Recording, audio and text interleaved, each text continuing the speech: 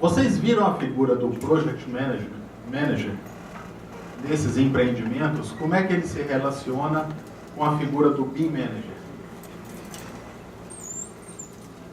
Como eu falei, algumas informações a gente teve que cortar, né? Essa daí teve agora eu não lembro qual foi a empresa, mas ele deixou bem claro a função de cada um. Você tem dois, né? O Project Manager ele vai focar no atendimento à analítica, a atendimento ao contrato, atendimento ao... O BIM Manager vai focar em quê? Se está atendendo às informações, a qualidade, se está sendo feita corretamente, se está sendo desenvolvido como foi pedido. Então, acaba que cada um fica focando num ponto. Tá? Talvez, num momento futuro, quando o BIM for uma coisa mais comum, o que vai acontecer? As pessoas elas já vão estar aptas a fazer um pouco mais dessa gestão, não vai ser tão dependente de um BIM Manager, mas você ainda assim vai ter que ter uma gestão de qualidade do que está sendo desenvolvido, que não necessariamente é a mesma gestão do projeto, são coisas diferentes, você tem uma coisa mais central. Você tem um outro ponto que eu comentei. Você tem as empresas que a gente falou, você tem 70 BIM Managers. Maravilha. Só que você tem um ou dois que são os cabeças estratégicos do que vai ser desenvolvido. E esses outros são, como se fossem líderes de cada projeto, para atender as necessidades do que esses... O Project Manager ele está com outro foco. Né? Pelo menos eu vi isso em duas empresas. Nas outras eles não citaram. No Reino Unido, por exemplo, eles não citaram nada sobre isso. Mas por outro lado, o que a gente vê também é o seguinte, que as práticas, né, as boas práticas de gerenciamento de projetos, elas também são incorporadas quando você está trabalhando com o BIM. Né? Então, gestão de risco, por exemplo, você pensa em gestão de risco quando você está adotando. Então, os conhecimentos, eu acho que é o importante de frisar aqui, né? Os atores, eles vão estar, pode ser que uma hora seja o Project Manager, depois o BIM Manager está atuando. Exatamente, mas os conhecimentos é que é importante que se conectem, né? E eu consigo ver até no Reino Unido, por exemplo, a gente vê na empresa de meio ambiente, né, as práticas de gestão de risco e tudo mais, né, conectadas com os focos, né, dos objetivos de BIM, trabalhando com o GOB, por exemplo, ou com o CDE lá, para poder estruturar as informações, para poder adotar, fazer modelos digitais disso. Então, eles convivem, eu acho que é natural isso. Né? Mas normalmente você tem um líder, normal. Como se fosse um coordenador, a gente viu lá que tem Manager BIM Coordinator, você tem que nem a Regis falou, você tem que determinar quem é o coordenador BIM. Porque o coordenador BIM, na verdade, ele vai ser o líder daquela equipe, daquele projeto, que vai entrar em comunicação com o BIM Manager e com o Project Manager para ver se está atendendo o que os dois precisam. É o guardião de que a coisa aconteça. Assim como tem um engenheiro que garante ali que o cálculo vai estar certo, o arquiteto vai pensar, cada um está fazendo a sua parte. E eu acho que o acúmulo das funções ele vai depender da escala. Vai ter escala de projeto que o coordenador de projeto vai acumular a função com o coordenador BIM, e vai ter escala de projeto que você vai precisar ter 3 coordenadores BIM e 2 coordenadores de projeto. Acho que isso vai depender da escala.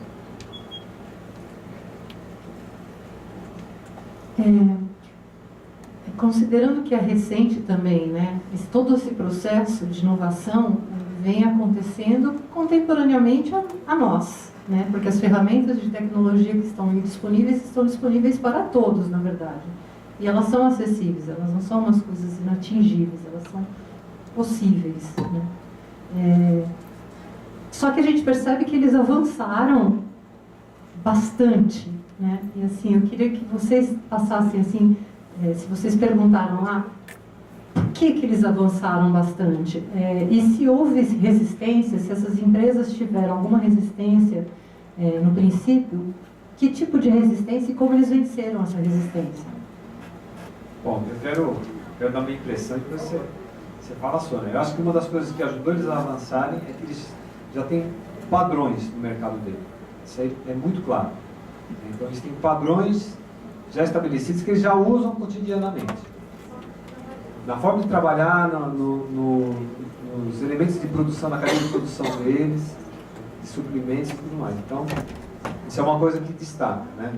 A segunda coisa, eu acho que a resistência que você falou, tiveram resistência. Tanto que na SCNF, por exemplo, eles falaram assim, nós começamos aqui com 2 pessoas pensando em BIM, né, que acreditaram em BIM. Uma empresa gigantesca, nem sei quantos mil funcionários tem nessa empresa. 60 mil funcionários. Né? Então, quer dizer, tem resistência.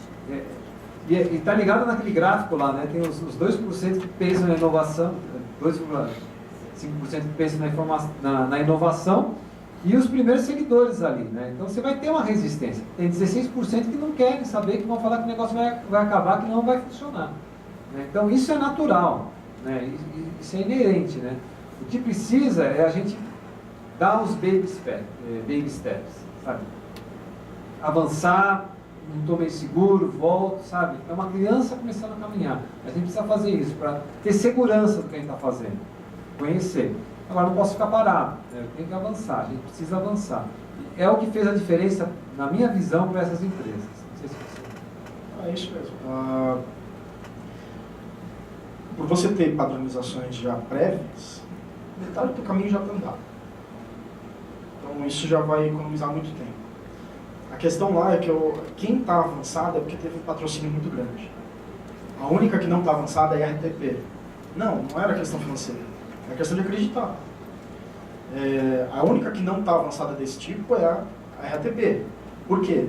Porque ninguém apoia a iniciativa do pessoal de engenharia. Agora, todas as outras empresas apoiaram e fizeram. Por exemplo, tem uma coisa muito legal que eu vi na SNCF, que eles falaram que uma vez por mês eles fazem um evento que chama Bean Day. Só que esse Bean Day são só para os managers, para deixar cada vez mais claro, explicar cada vez mais o que é. Então, eles tiveram a oportunidade de conseguir trazer os managers para ouvir. Né? Aí eu vou comparar um pouco com a gente.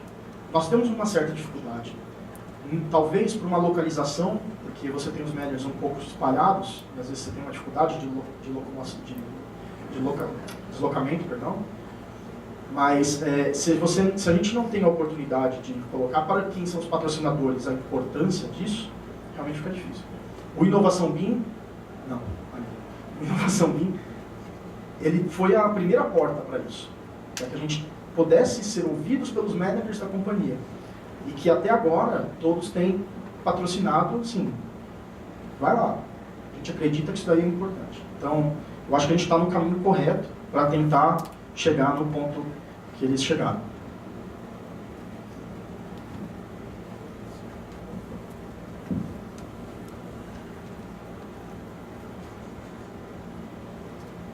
Olá, bom dia. Meu nome é Regina, eu sou arquiteta, trabalho com projeto executivo na linha 4. E vou falar a parte que me cabe desse latifúndio. Ou seja, eu tenho uma ansiedade muito grande de ver chegar algo em BIM para aplicação prática na parte de projeto executivo e execução de obra. E tendo saído da GCI e ido para a obra, eu vi a quantidade de problemas que a obra tem que lidar por incompatibilidades, por desenvolvimento de projetos atomizados, cada um no seu setor, sem compatibilização, por surpresas de obra que acontecem no meio do caminho, imprevistos mesmo, e por não habilidade das empreiteiras, falta de capacidade de executar exatamente o que foi projetado. Então, eu vejo o BIM com muito otimismo e tenho muito desejo e esperança de poder ver ele ser aplicado. Aliás, isso é uma parte da pergunta, se existe alguma perspectiva de quando isso vai chegar no final da linha ou no ponto da linha em que eu estou. Ao mesmo tempo, eu acho que é uma mudança de cultura, e essa mudança de cultura não se aplica apenas ao BIM e à informação. Eu acho que muita coisa da mudança de cultura já poderia ter sido aplicado a essa empresa, independente de BIM, no que diz respeito a processo de projeto, etapas de contratação e integração entre áreas, por exemplo, civil e sistemas, que é muito caótico até pelo timing em que esses projetos são elaborados. Então, isso é uma mudança de cultura essencial que independe de BIM, poderia ser aplicada antes. E fica o meu ponto. A outra coisa que eu gostaria de colocar... Posso ser um por vez? Eu vou... Não, ótimo. Não, porque senão vai ficar difícil. Mas pode falar, vamos ver se eu consigo fazer uma resposta. Tá. Outra coisa que é mudança de cultura seria informação confiável, né? que aconteceu com a linha 4? Parte da linha já estava construída na fase 1. E supostamente nós tínhamos um as-built. Mas aqui a gente tem uma cultura muito esquisita. A gente tem as-built de desenho. As-built de um edifício que não está pronto. E o que está pronto tem um as-built, mas não corresponde. Isso trouxe inúmeros problemas. Inúmeros problemas. E essa cultura definiu um termo que tem a ver com significado, independe de informação, independe de BIM, mas faz parte da cultura da empresa. Então, assim, a gente tem um monte de coisas para avançar nesse sentido. E, por fim, um ponto de interrogação é como que a gente, no futuro, vai poder interferir na modelagem em BIM, nos projetos desenvolvidos em BIM, para incorporar depois imprevistos de obra, do tipo, precisou reforçar a contenção de um poço e, com isso, reduziu a área útil do poço, reduziu a altura útil de um túnel. Ou imprevistos de obra. O poço do elevador estava projetado de tal tamanho, mas as vigas, quando foram executadas, se deslocaram entre si e a aprumada diminuiu.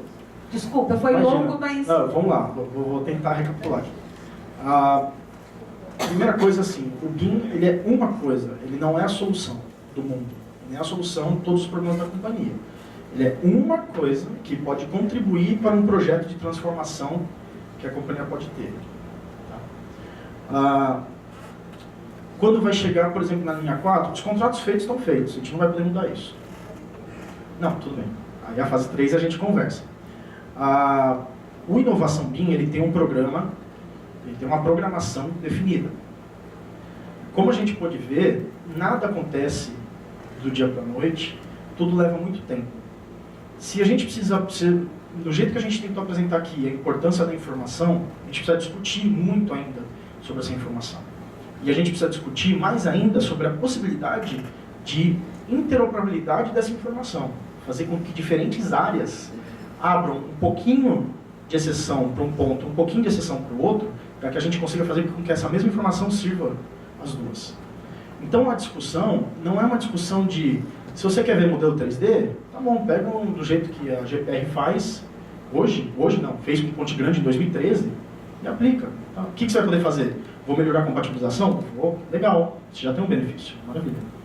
O que a gente tem no Inovação BIM é algo um pouco mais amplo, é algo tentando integrar a companhia num mesmo grupo de informações e procedimentos. É difícil? Muito difícil. Por isso que tem um comitê com representação de todas as diretorias. Porque sem esse apoio inteiro da companhia, a gente não vai conseguir. Tá? Quando vai chegar na linha 4? Não sei. Quando vai ser o contrato? Não sei. Então, o Inovação BIM tem uma programação. Ele vai seguir. O ano que vem, nós temos uma meta de, no final do ano, entregar pelo menos um plano do que seria o nível 1. Tá? Às vezes o nível 1 não chega na linha 4, não sei. É algo que a gente tem que discutir no que vem. Tá? E não sei se... Não, eu acho que uma questão importante que você levantou, Regina, que é a questão da cultura. Isso. Né?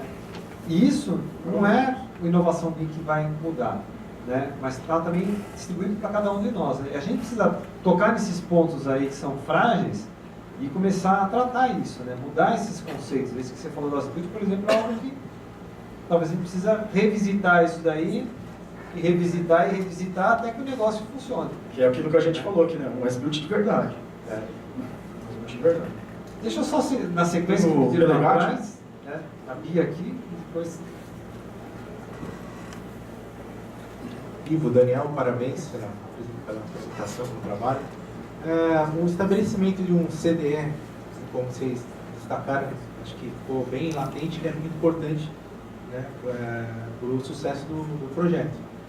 Eu queria saber a visão de vocês, a opinião de vocês, ou quando, né, se ele é essencial e quando que ele entraria dentro de um programa para a nossa companhia. Olha, normalmente um CDL é customizado.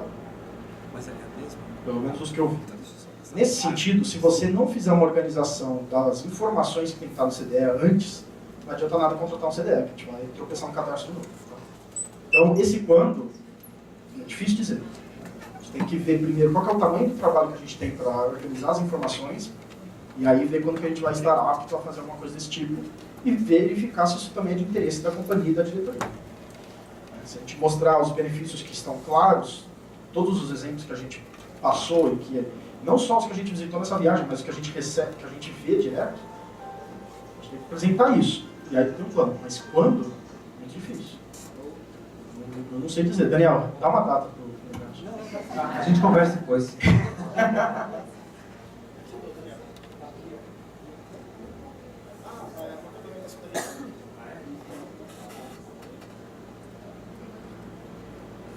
Em relação ao hospital de obra, eu acredito, na sua resposta, quando você... bom dia, meu nome é Elisa, eu sou da CPTM. Então, eu acredito que essa sua dúvida em relação à pós-obra, das interferências da obra, eu acredito que ela está contemplada no escopo do lote 500, quando a gente faz a contratação em BIM. Porque o lote 500, pela definição que nós tivemos, é que ela faria todo o aspecto da obra. Inclusive, quando a gente faz análise de crédito, que a gente reúne todas as disciplinas para discutir durante o planejamento do projeto, acho que a gente consegue minimizar várias interferências. E mesmo aquilo que acontece durante a obra, a nossa expectativa é que realmente ele seja contemplado no lote 500.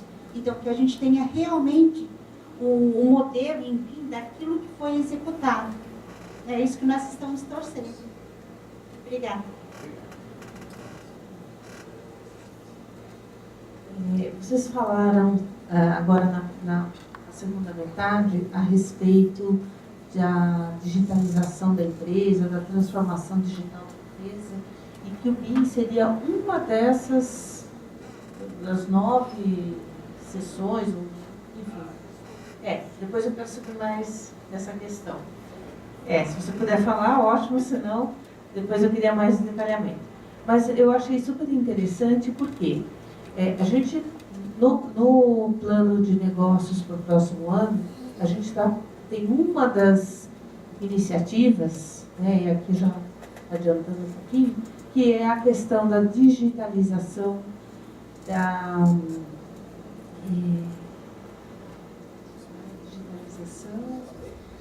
e monitoramento contínuo de processos críticos da empresa. Então, é uma das questões que está prevista para o planejamento. E isso vai levar, provavelmente, a esse levantamento e a esse processo de digitalização. Então, é uma transformação da empresa e também estamos nesse caminho, né, atentos para essa questão. E eu acho importante uma questão que o Daniel comentou, a respeito da internet das coisas e a sua relação com o BIM, né, assim também com a relação com o GIS.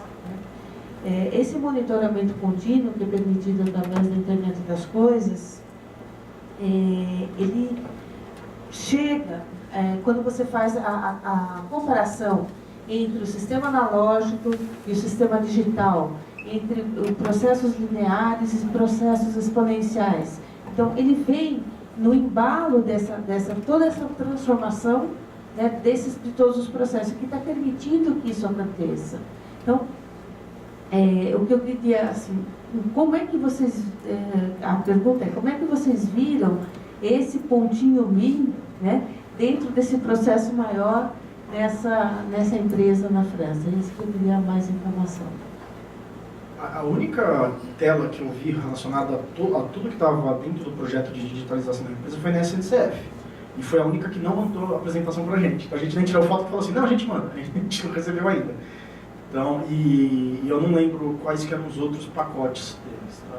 Mas é algo que a gente pode entrar em contato lá com o Jeremy lá e buscar essa informação. Mas do Reino Unido, o Digital Brighton... Digital Build Brighton, né? Digital Build Brighton. Bom, é o DBB deles, tá? Eles falam muito disso, né? Que eles têm foco. É factível hoje? Não deixa claro para a gente, mas eles estão buscando como é que faz essa integração, né?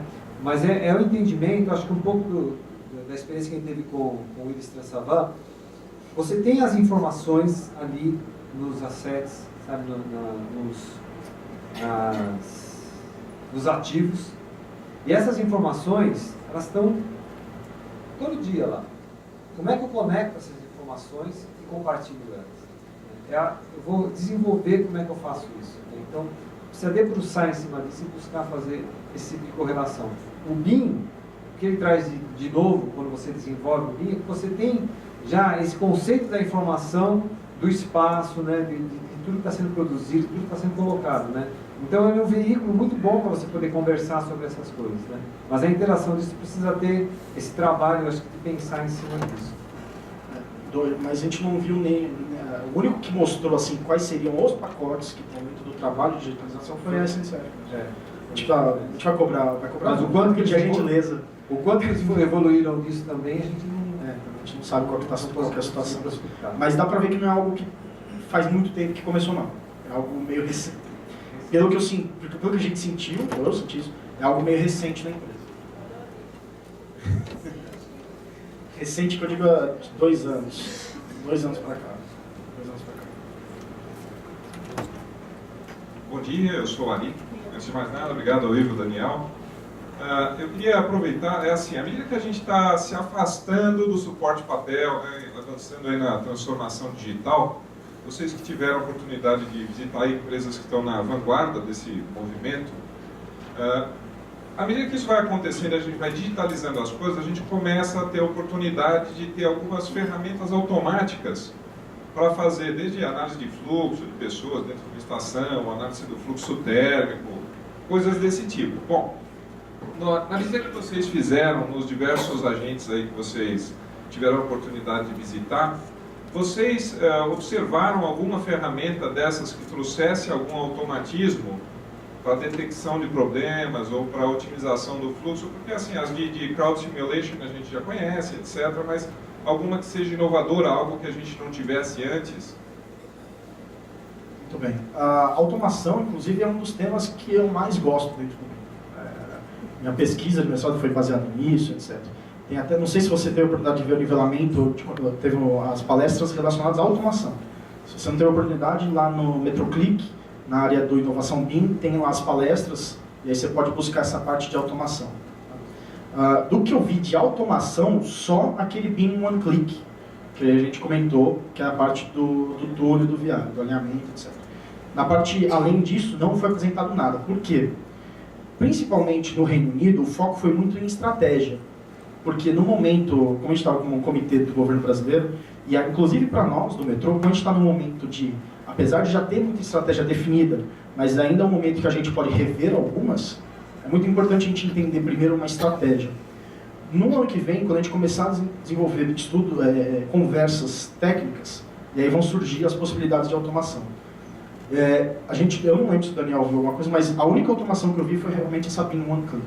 Mas a gente sabe outras automações possíveis que já são populares dentro do mundo do BIM, do que você pode fazer dentro desse projeto, já que você está trabalhando digital e está trabalhando com um bando de informações padronizadas. Porque mais uma vez, a automação só vai ser possível se a informação estiver padronizada. Senão ele vai buscar a informação, vai falar que não existe, mas a informação está em outro lugar. Em primeiro lugar, parabéns pela sua pista do mundo. Uma pergunta incrível. Você conhece bem aquele documento humano que foi gerado para o BIM. Agora, pergunta dentro desse apanhado de visões aí, se aquele documento está adequado ou precisa de uma reformulação. Se disser que a gente não deve dizer, deve fazer, assim se espera. Tá. Para quem não conhece, tem um dos MANs da empresa, né, o MAN 10803, Manual de Diretrizes para Projeto BIM. Ele só teve a primeira versão dele publicada em 2013 e não teve nenhuma outra versão publicada ainda. Porém, ele está em constante discussão. Tanto eu dei uma olhada para o Gerson aqui, porque... Não, na verdade, assim, nós estamos adicionando outros pontos. Ele é um MAN que ele foi focado na parte de projeto básico. Tá? Ele não tem foco em projeto executivo. Ele é um MAN que agora nós estamos adicionando sistemas, estamos adicionando comunicação visual, luminotécnica e paisagismo. E acertando o direcionamento que foi dado na primeira versão dele. Há uma intenção de, no começo do ano, a gente conseguir lançar isso. Mas ele é um documento que depende das áreas técnicas desenvolverem algo. E como o BIM é uma coisa muito nova, às vezes toma um pouco de tempo. Ele é um documento baby steps. A cada versão a gente tem a intenção de ir avançando ele. Como eu falei, hoje é básico e o foco dele é projeto básico. Eu posso contratar projeto executivo com ele?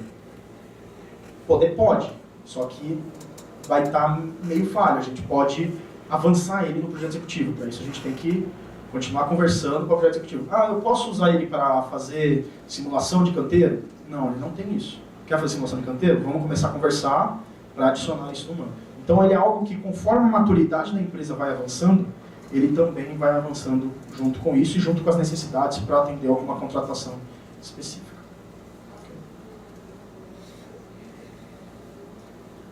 É que no Inovação BIM, no final do ano que vem, um dos objetivos é entregar a gente chama de caderno BIM, mas o caderno BIM não é necessariamente um caderno, ele é um conjunto de documentos que foram adaptados para o BIM. E aí você pode ter uma adaptação, por exemplo, o MAN 10201 foi adaptado para o BIM já. O 10202 não tenho certeza. O 10203 é específico para o BIM, mas quem determina quais são os arquivos ou os documentos é o 10201. Então a gente tem que ir lá no 201 e adicionar as questões de BIM lá também. Então tem vários documentos na empresa que vão ter que ser adaptados para poder serem utilizados com BIM e o conjunto desses documentos que a gente está chamando de caderno. Está prometido pelo menos uma primeira versão de um pacote de modificações baseado no trabalho de inovação BIM para o final do ano que vem. Parabéns aos dois. Muito bom a gente ver uma palestra com a competência que vocês estão apresentando. Quando a gente tem um projeto de infraestrutura, a gente tem um projeto que começa no projeto funcional, projeto básico, executivo, depois manutenção. O BIM permeia todo esse processo, desde a concepção. Entretanto, nós temos, como a Regina falou, tem projeto executivo, é um projeto básico. Eu vejo que um processo BIM, esses limites não existem mais. Ou se eles existem, eles são muito tênues. Como que, e mais, a contratação, que nós temos a contratação da obra agora, ou melhor, começando, o projeto funcional, nós temos o projeto da linha inteira, ou, quem sabe, 2 linhas. No projeto básico, a gente já loteia isso, né? E daí tem aquela colocação, eu vou dizer para projetista o que eu quero. E ele faz como ele achar melhor. A hora que eu tenho várias projetistas, eu vou ter vários combos que podem não responder os meus o quês. Na obra, então, isso é pior. Aí eu loteio mesmo por unidade construtiva. Como fica, ou como fica lá na Europa, a compatibilização dessas fases de projeto, ou dessas fases executivas, para que a gente tenha um resultado do empreendimento como estava previsto? Maravilha, muito boa. Tem 2 caminhos. Tem alguma coisa a gente vai ter que adaptar para melhorar, mas essa organização de divisão que nós temos, ela limita muito as possibilidades de ganhos com o BIM, sem menor dúvida. Continua tendo diversos ganhos, mas limita outros ganhos. Lá na Europa, pelo que eu vi, eles fazem a contratação do pacote, a minha, todo. Eles não têm eu não vi nenhuma separação entre básicos, é o pacote, ó. Nós vamos ter a obra da linha tal. A obra da linha tal, ela vai ter um projeto básico, vai ter o detalhamento e vai ter a obra. Só que ele é um pacote único de contrato. A gente não foi a fundo para saber se eles fazem loteamento disso. Talvez o subcontratado seja loteado, mas pelo que eu entendi, pelo menos pelo que eu vi, a RATP, ou a Société du Grand Paris, ela contratou um General Contractor, que ele vai ser um responsável por todas as contratações e desenvolvimento da obra. E ela paga o General Contractor. O General Contractor contrata quem ele achar que quer contratar e organiza da maneira que ele achar melhor. Então, como ele consegue fazer com que os contratos sejam intercalados, etc., permite que, por mais que você faça loteamento, você consiga linkar os projetos. Qual que é o nosso problema do loteamento? Que a gente não consegue garantir que eles aconteçam ao mesmo tempo. Se a gente conseguisse garantir que todos os contratos de loteamento acontecessem no mesmo tempo, a gente conseguiria integrar os projetistas, não teria nenhum problema. O nosso problema é que a gente não consegue garantir que isso aconteça no mesmo tempo. É o único problema. Então, se você contrata uma empresa, por exemplo, contrata a CCR e ela vai sair contratando todo mundo, você está garantido disso. Pelo menos essa é a prática que eu vi lá. Não sei se você viu de outra forma. Não, é isso mesmo, né? A gente vê, talvez, há uma inteligência da Société Grand Paris que pensou na origem e destino ali, na dimensão das linhas e tudo mais. Então tem acho que esse funcional é algo que é muito forte que o metrô tem, não dá para soltar disso, mas quando você começa a conceber a linha exatamente, você entrega isso, né, um pacote completo. Eu penso que a Lei 13.303, ela permite para a gente, como estatal, fazer esse tipo de contratação a partir de agora, né, abre portas para isso. Mas eu penso que eu conversei um pouquinho com o Marco, e o Marco Mapiassi me esclareceu algumas coisas, né? Ele que tem as respostas melhores para isso. A gente tem que caminhar nesse sentido, né? E eu acho assim, precisa ser trabalhado isso, né? Principalmente porque você vai lotear, mas, por exemplo, eu estou pensando em via e túnel, né? Será que eu devo lotear? A nossa experiência, mesmo sem BIM, é que lotear é ruim. É melhor ter uma coisa só, né? Então, a gente precisa adaptar também o nosso modus operandi para poder trabalhar com isso, né? Mas está mais em a gente entender o meio e tentar trazer aquilo que você falou. Se eu conseguir fazer as coisas num tempo em que eu tenho todos os profissionais, todas as especialidades disponíveis, né, é fácil você conectar e você corrigir os erros. O duro é se estiver distante e não tiver contrato. Aí o cara produz e não tem como conectar o que ele produziu com o que já foi feito. Agora, isso não é necessariamente a questão, agora voltando um pouco na questão da divisão entre básico, executivo, no BIM, tá? Você não tem um problema grande nessas mudanças, né? Porque, na verdade, cada um tem a sua função. O que tem hoje, que eu vejo já desde quando eu comecei a trabalhar com o projeto, não tem um entendimento muito claro de toda a indústria qual que é o papel de cada projeto. Por exemplo, o executivo deveria ser detalhamento, a escala 1 para 75 para baixo. Não deveria ter escala 1 para 100 para cima, por exemplo. Porque isso já no básico está resolvido. Ou, quando é fora do metrô, no anteprojeto, no pré-executivo está resolvido isso. Você não vai resolver isso no executivo. O problema é que quando você separa em 2 contratos, e ainda no planejamento, a distância entre um projeto executivo e um projeto básico pode ser de anos, esses anos a mais vão requerer modificações do projeto. Então aí fica o problema.